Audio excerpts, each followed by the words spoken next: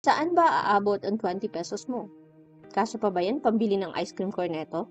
Hindi na din, di ba? Dahil sa inflation o pagtaas ng bilihin. Pero kaya ba ng 20 pesos mo ang magbigyan ka ng magandang kinabukasan? Kaya ba niyang mabayaran ang sandamakbak na utang?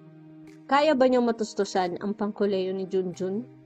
Kaya ba niyang mapondohan ang iyong retirement fund? Paano kung ang sagot ay, pwede?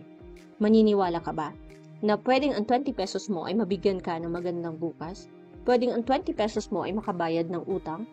Pwedeng ang 20 pesos mo ay matustusan ang pag-college ng anak mo? At ang 20 pesos mo ay mabigyan ka ng retirement fund pagtanda? Gusto kong i-share sa iyo ang 4 na simple but yet powerful concepts na pwede mong i-apply sa buhay mo ngayon. Ang una ay ang the law of increasing wealth and decreasing responsibilities. Pangalawa, ang rule of 72. Pangatlo, ang 5 basic priorities in building your foundation. At ang pang-4 ay ang the formula of abundance.